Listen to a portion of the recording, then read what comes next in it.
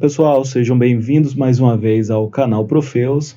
Na aula de hoje falaremos um pouquinho sobre os traços para os revestimentos em argamassa, dando continuidade à nossa série de vídeos. Vamos começar? Pois bem, pessoal, como já começamos e introduzimos nosso vídeo, hoje vamos falar um pouquinho sobre os traços das argamassas utilizados nos revestimentos argamassados, né? E para entender um pouquinho essa definição, eu quero falar um pouquinho porque esses valores geralmente são valores amarrados, né? São valores meio que definidos. Quando você fala um pouquinho sobre argamassa, ou traço para argamassa, geralmente já vem na mente das pessoas o traço do chapisco, por exemplo, 1:3, né? Ou de repente um traço você pode utilizar para emboço, 1:2:7, por exemplo, né? Então, por que esses valores eles já são valores amarrados, definidos, né?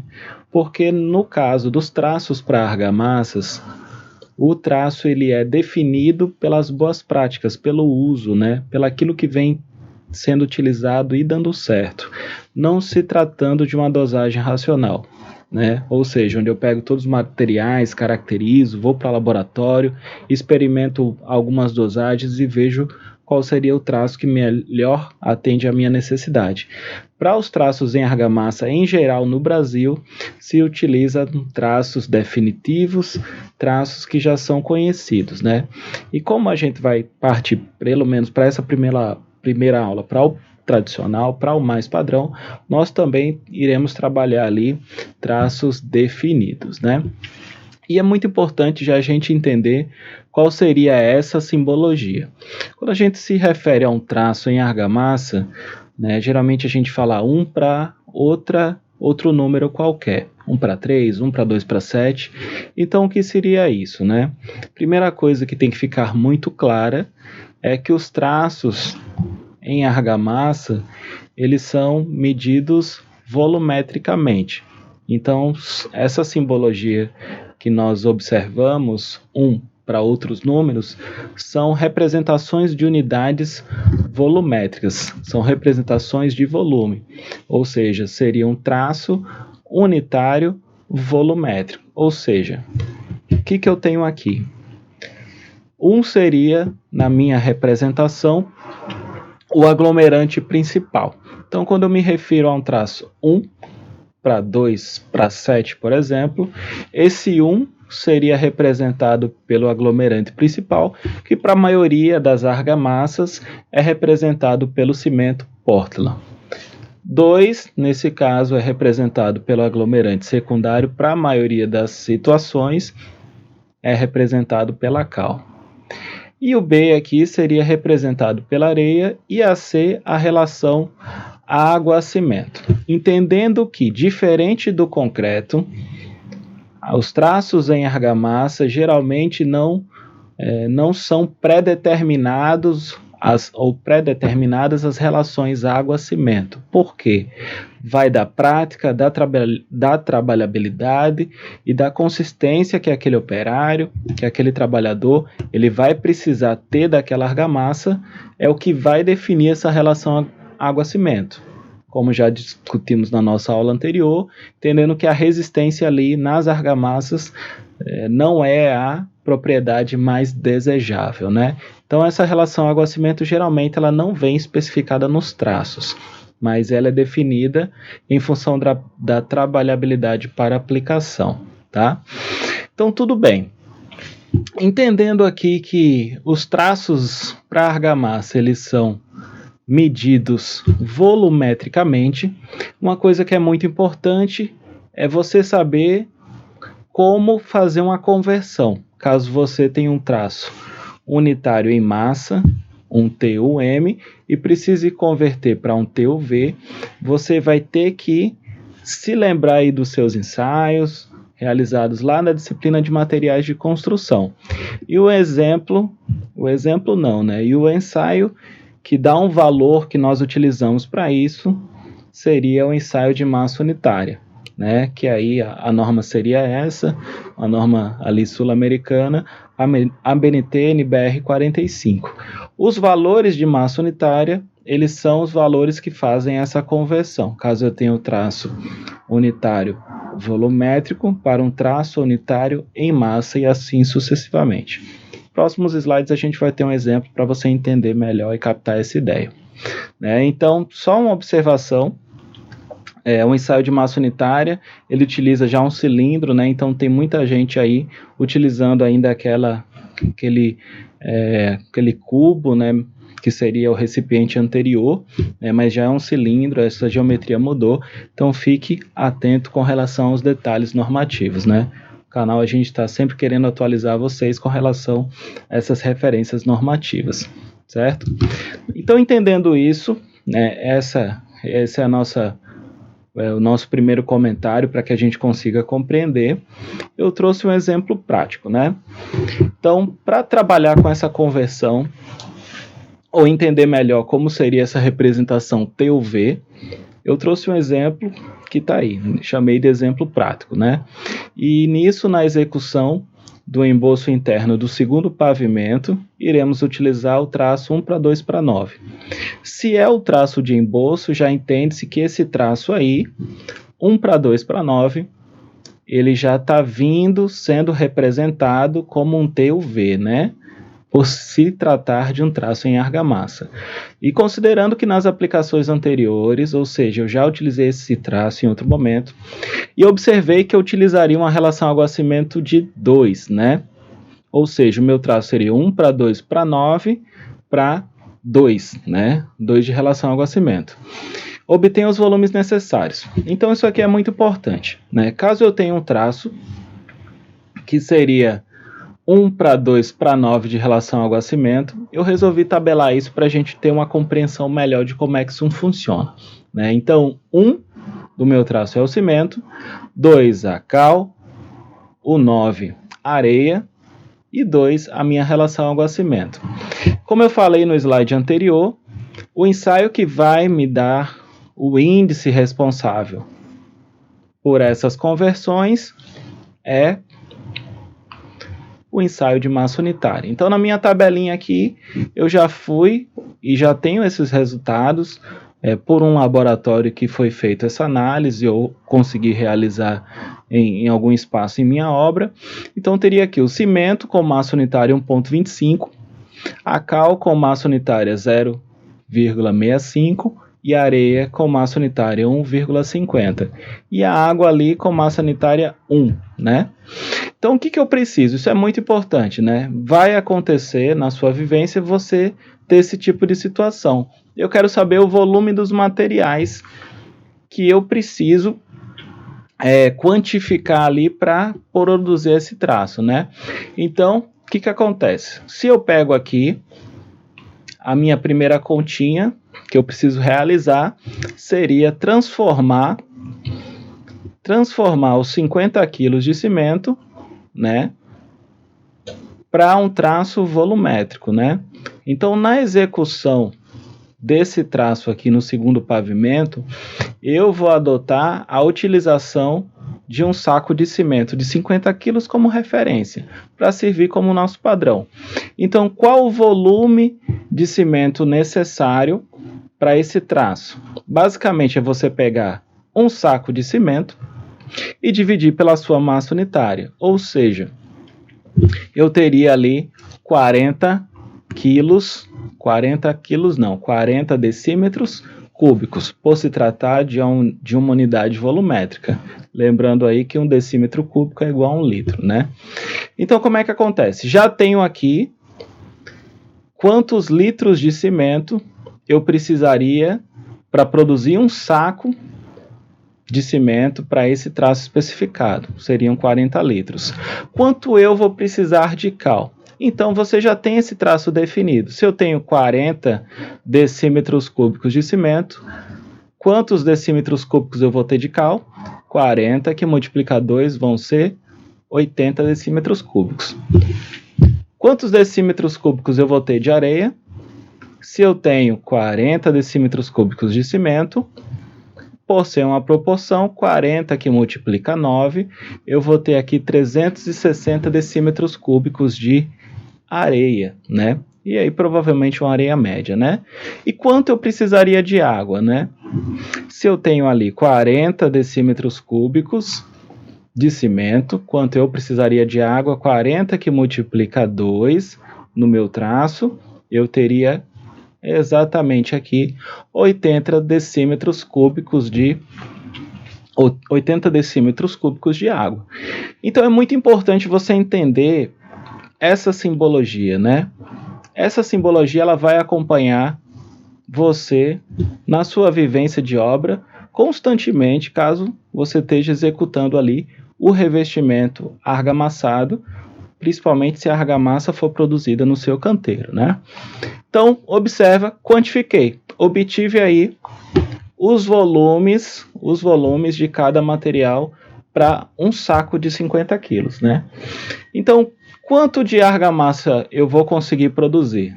Basicamente é você somar isso daqui e eu vou ter aqui o volume de argamassa que eu vou conseguir produzir, tá certo?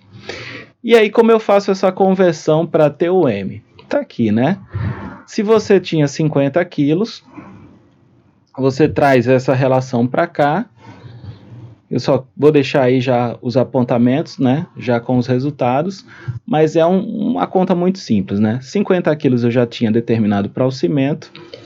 E se eu quiser agora obter o TUM da cal, da areia e da água, eu vou pegar aqui, ó, 80 decímetros cúbicos e ao invés de você, nesse caso, dividir para obter o volume, nesse caso aqui eu vou multiplicar. Então, 80 multiplicando por 0,65 eu vou ter a massa da cal.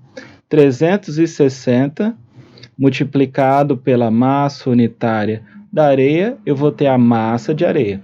A água não fica diferente, 80 decímetros cúbicos, que multiplica pela sua massa unitária, eu vou ter também 80 quilos de água. E aí, basicamente, pego todos esses valores e todos esses valores não, né? Esses valores aqui seriam para o TUV, volume com volume. Para o TUM, eu vou pegar todos esses valores e divido pelo cimento. Ou seja, 50 kg de cimento dividido por 50 kg, 1. A cal, 52 kg de cal, dividido por 50, 1,04. A areia, 540 kg de areia, divididos pelos 50 kg do cimento, vou ter 10,80. 80 kg de água, divididos por 50 kg de cimento, eu vou ter 1,6, né? Então essa tabelinha vai ficar aqui, porque a gente vai retomar essa tabela um pouco mais na frente, quando formos tratar de controle tecnológico, né? Qualquer dúvida, coloca aqui nos comentários, vamos dialogando, debatendo, né, para que a gente consiga ter uma boa compreensão desse conteúdo, né? Você conseguiu compreender aqui, né, que os traços em argamassa eles são medidas volumétricas, né, e eu posso fazer uma conversão para uma medida em massa utilizando-se a massa unitária. Compreendido isso, vamos em frente, né? Mas tudo bem. Vamos para a prática, né? Considerando aqui que a minha unidade padrão tem sido para um saco de cimento, eu tenho aqui 40 litros, né?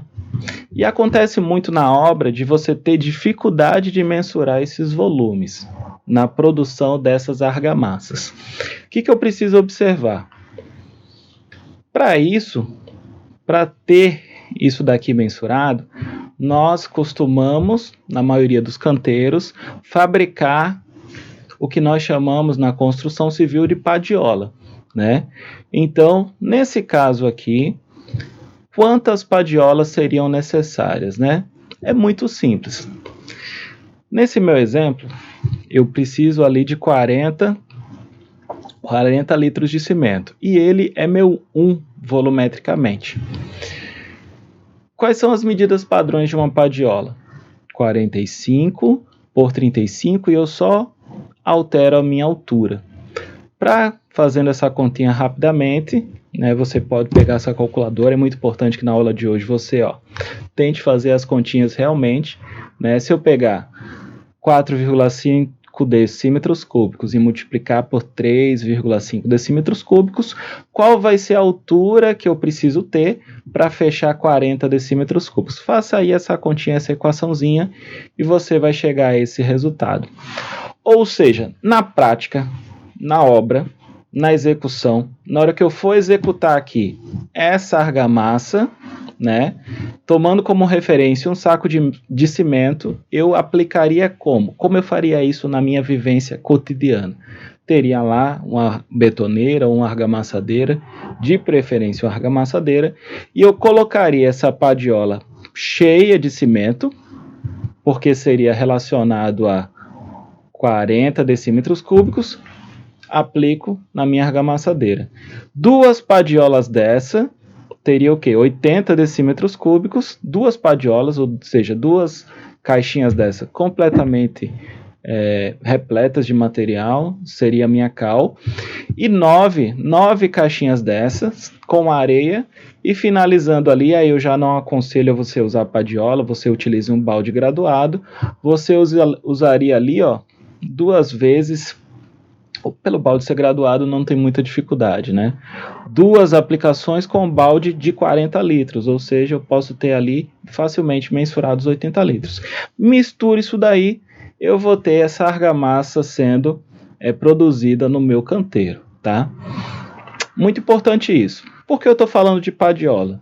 Porque a maioria das pessoas já ouviu, ou já viu, ou já ouviu falar da famosa lata de tinta, né? Tantas latas de tinta de cimento para tantas latas de areia. Então, observa aí. Não é nada tão não técnico, né? Mas é preciso entender que podem existir perdas nesse caminho. Por quê? Para uma lata aqui de 18 litros, né, vezes 2, eu conseguiria o quê? 36 litros, né? O saco de cimento, ele vai ter 40 litros. 2 latas de tinta, 36 litros. Então, a minha preocupação é, se eu não utilizar uma padiola, utilizar as latas de tinta, esses 4 quilos de cimento, eu posso ter, no caminho, na execução, alguma perda.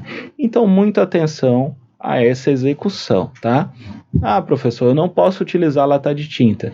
Não é o indicado. Use a padiola. Não tem padiola, use o instrumento volumétrico que você tiver disponível, que aí pode ser até uma lata de tinta, né? Mas nesse caso, preste atenção e cuidado com as perdas que podem acontecer, né? Quero melhorar um pouquinho o meu processo, eu posso já comprar uma padiola. Você pode encontrar em armazéns de construção uma padiola que já tem ali as 2 latas de tinta com os seus 36 litros, e você aplicar isso com maior tranquilidade, né? Então eu teria o quê, né? Saco de cimento seriam 40, vou ter 4 ali que eu vou ter que me ajustar para não ter essa perda, então seria uma padiola dessa, com 2 padiolas de cal, com 9 padiolas de areia, e aí a mensuração da água no balde graduado, tá bom?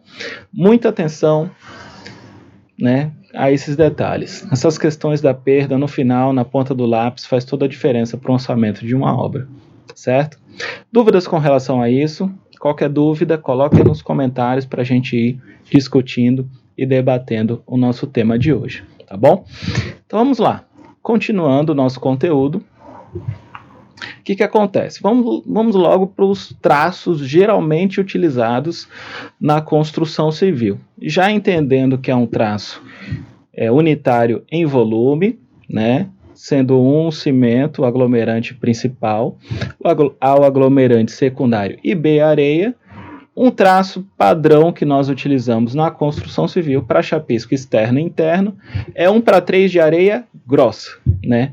Não vai ter cal. Tá com dúvida porque não tem cal? Volta ao nosso vídeo que vai falar sobre os materiais e você vai entender por que não tem cal nesse traço. Mas sim, cimento e areia grossa. Falamos isso também no nosso slide na nossa aula sobre materiais, porque areia grossa, né? Então tá aí. Esse seria um traço padrão, muitas vezes utilizado, para chapisco. Ah, professor, eu quero ganhar produção, eu quero que a minha obra seja o mais industrializada possível. E aí você não é necessariamente obrigado a utilizar os traços rodados em obra, né?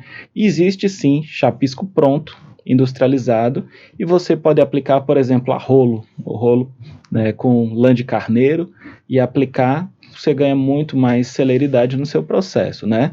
Então, como eu falei no início da aula, né, nossa apresentação, nossa aula de hoje, ela discute os métodos mais tradicionais, né?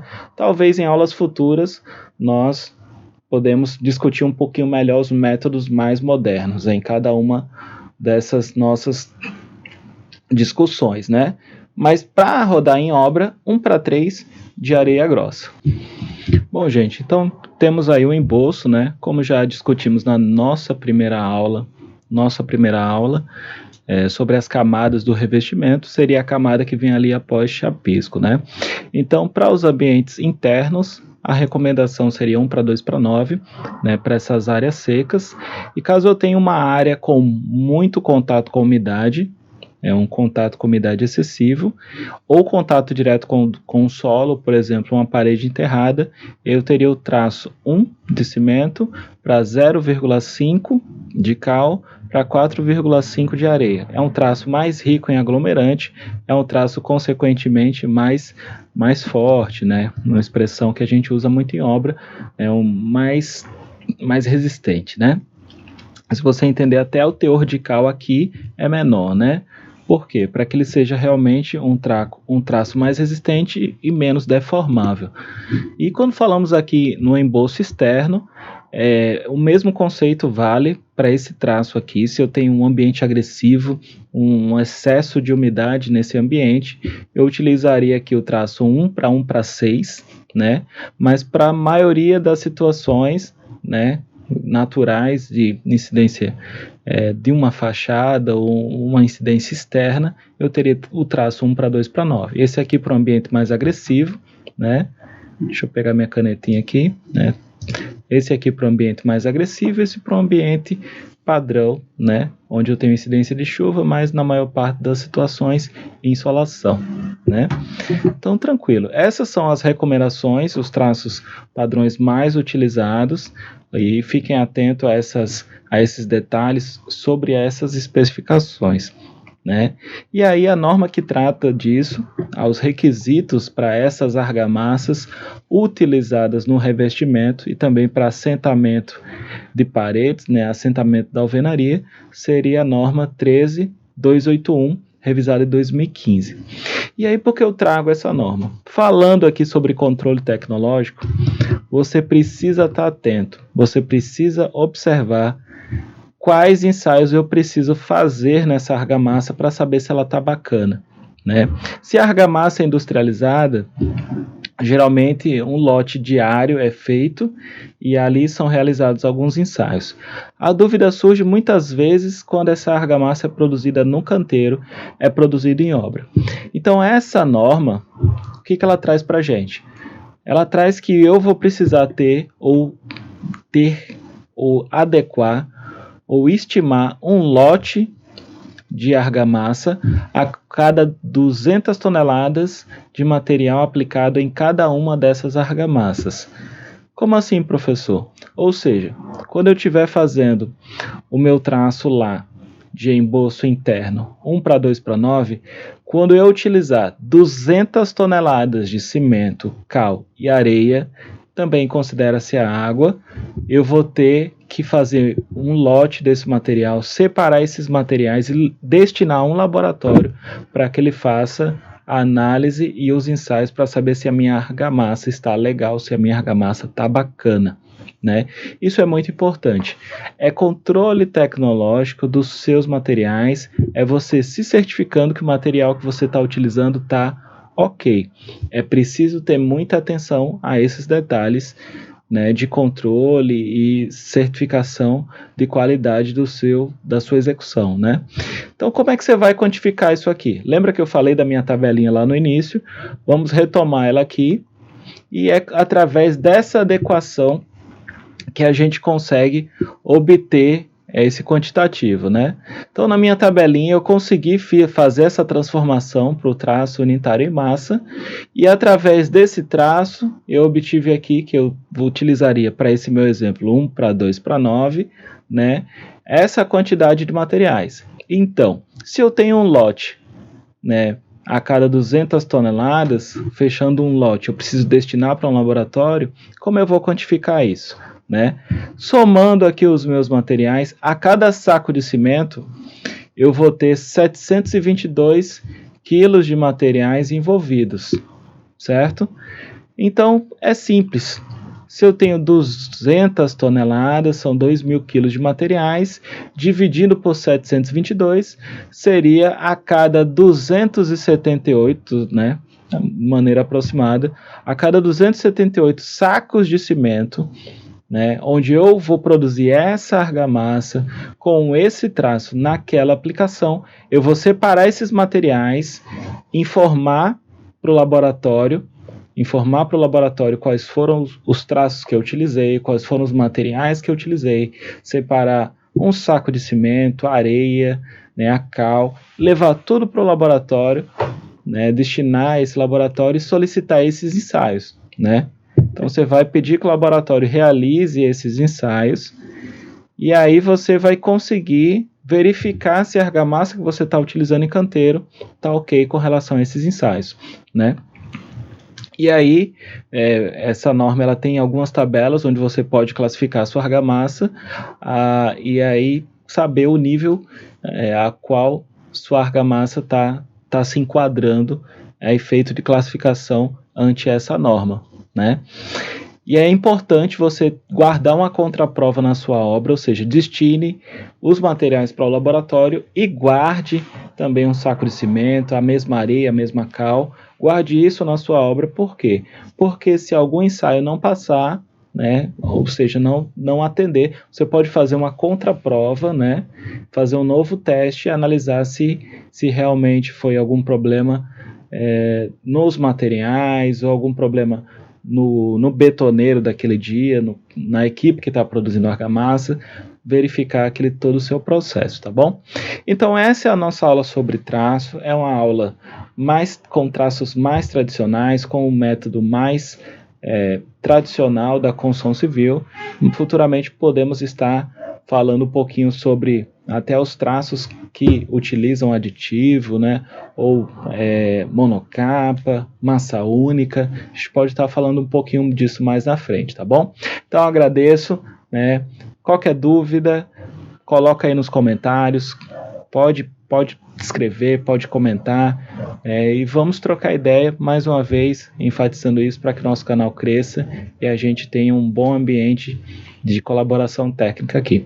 Mais uma vez agradeço e é isso. Até mais.